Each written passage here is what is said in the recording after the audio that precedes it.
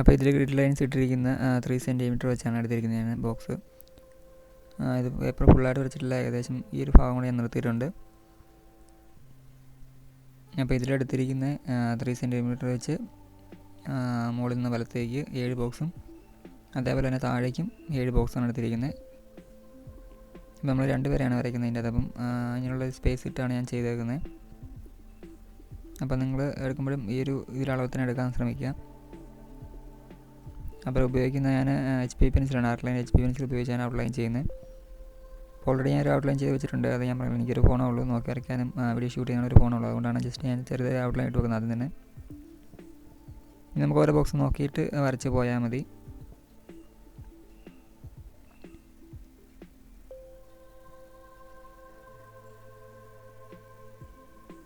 അപ്പോൾ ഇതും ഒരാൾ കമൻറ്റ് ചെയ്തായിരുന്നു വരയ്ക്കാൻ വേണ്ടിയിട്ട്. അപ്പോൾ അതുകൊണ്ടാണ് ഞാൻ ചെയ്യുന്നത്.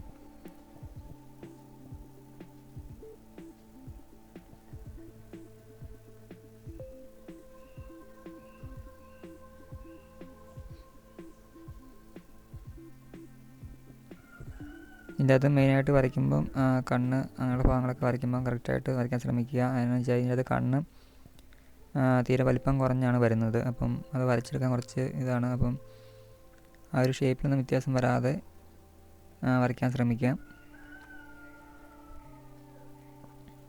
ഫേസ് നമുക്ക് നല്ല ക്ലിയറായിട്ട് തന്നെ കിട്ടണം വരച്ചെടുക്കുമ്പോൾ. അതുകൊണ്ട് നല്ല സമയത്ത് തന്നെ ഔട്ട്ലൈൻ ചെയ്യുക.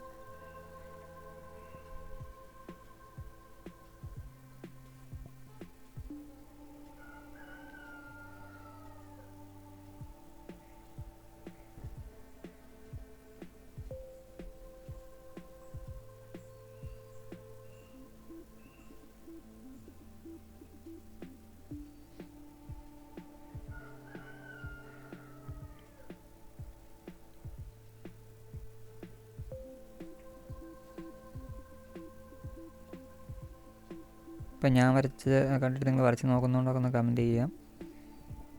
പിന്നെ വരച്ച് നോക്കിയ വരച്ച പീസ് ഉണ്ടെങ്കിൽ എനിക്ക് ജസ്റ്റ് ഒന്ന് അയച്ചു തരിക ഇൻസ്റ്റാഗ്രാമിൽ. അപ്പോൾ ഇൻസ്റ്റാഗ്രാം ലിങ്ക് ഞാൻ ഡിസ്ക്രിപ്ഷനിൽ കൊടുത്തിട്ടുണ്ട്. അതുവഴി നിങ്ങൾക്ക് സംശയമുണ്ട് എന്തെങ്കിലും അത് ചോദിക്കാം, അല്ലെങ്കിൽ കമൻറ്റ് വഴി ചോദിക്കാം. നിങ്ങൾ ഇഷ്ടം പോലെ ചെയ്യാം, റിപ്ലൈ തരുന്നതായിരിക്കും ഞാൻ.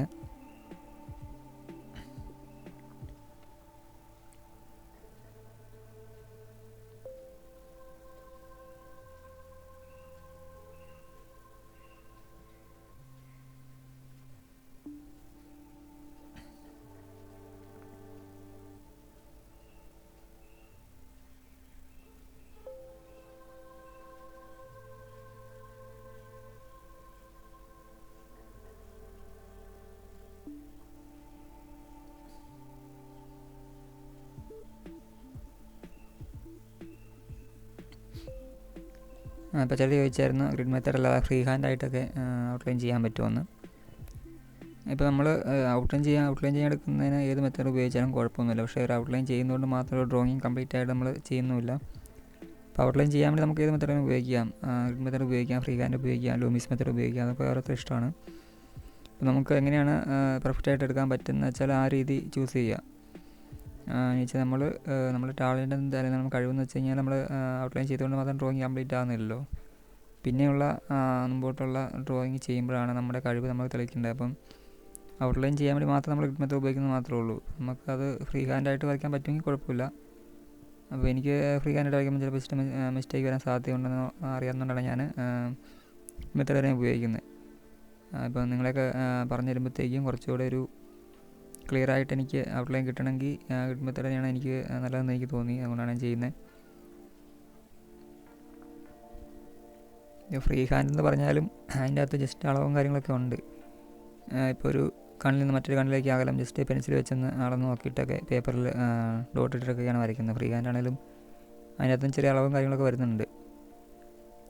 നമ്മുടെ കൈയളവ് വരുന്നുണ്ട്, അല്ലെങ്കിൽ പെൻസിൽ വെച്ചുള്ള അളവ് എടുക്കുന്നുണ്ട്. അങ്ങനെയുള്ള ജസ്റ്റ് ചെറിയ അളവും മെഷർമെൻറ്റൊക്കെ എടുത്തിട്ടാണ് ഫ്രീ ഹാൻഡാണ് ചെയ്യുന്നത്.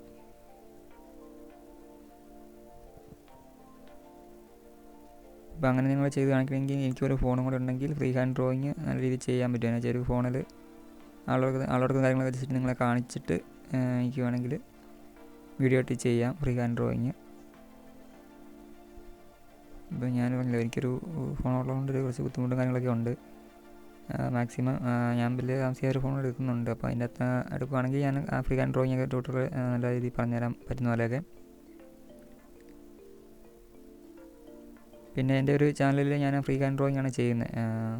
ഒരു ഈസി ഡ്രോയിങ് ചാനലാണ്, മറ്റേ AJB ആർട്ട് മേക്കർ എന്നൊരു ചാനലുണ്ട് എനിക്ക്. അപ്പം നിങ്ങളതൊന്ന് കയറി നോക്കിയാൽ മതി. അതിൻ്റെ അകത്ത് ഒരുപാട് ഡ്രോയിങ് ചെയ്യുന്നുണ്ട്. അതെല്ലാം ഞാൻ ഫ്രീ ഹാൻഡായിട്ട് ചെയ്യുന്നതാണ്.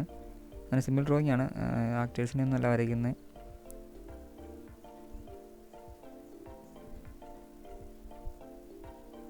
അപ്പോൾ ആ ഒരു ചാനൽ ഞാൻ ഇവിടെ സൈഡിൽ കാണിക്കുന്നുണ്ട്. അപ്പം നിങ്ങളത് ജസ്റ്റ് ഒന്ന് കയറി നോക്കുക. ഇഷ്ടപ്പെടുമെങ്കിൽ സബ്സ്ക്രൈബ് ചെയ്യുക ആ ചാനൽ.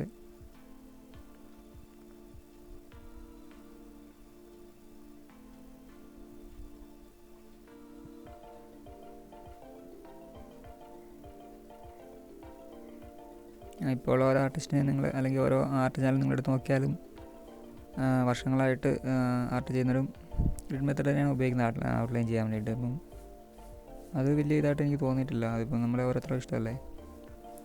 ഇപ്പം നമുക്ക് ഏതാണ് പെർഫെക്റ്റ് എന്ന് തോന്നുന്നത് വെച്ചാൽ അത് ചെയ്യുക.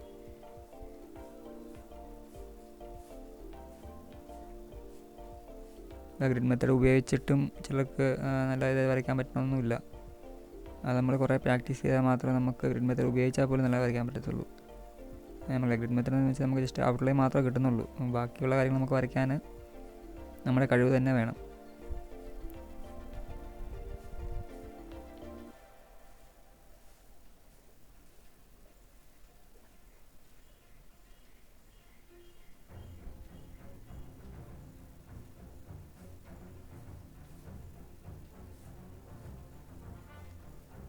അപ്പോൾ ഈ വീഡിയോ ഇഷ്ടമായി ലൈക്ക് ചെയ്യാനും ഷെയർ ചെയ്യാനും കമൻറ്റ് ചെയ്യാനും മറക്കല്ല്. അപ്പോൾ ഞാൻ പറഞ്ഞ പോലെ നമ്മളെല്ലാം ഓരോ പാർട്ടായിട്ടാണ് ചെയ്യുന്നത്. അപ്പം അടുത്ത ദിവസം നമുക്ക് ഇതിൻ്റെ അടുത്ത് പാർട്ട് 2 ആയിട്ട് ചെയ്യാം. അപ്പോൾ ഓരോന്ന് നിങ്ങൾ കണ്ടിട്ട് വരച്ച് നോക്കുക. വരച്ച് നോക്കിയിട്ട് എന്തെങ്കിലും സംശയം ഉണ്ടെങ്കിൽ കമൻറ്റ് വഴി ചോദിക്കാം കേട്ടോ. അല്ലെങ്കിൽ ഞാൻ പറഞ്ഞില്ല, ഇൻസ്റ്റാഗ്രാം വഴി ചോദിക്കാം. ലിങ്ക് ഡിസ്ക്രിപ്ഷനിൽ കൊടുത്തിട്ടുണ്ട്. അപ്പം നിങ്ങൾ കയറിയിട്ട് ഇൻസ്റ്റാഗ്രാമിൽ പേജ് കൂടെ ഒന്ന് ഫോളോ ചെയ്യുക.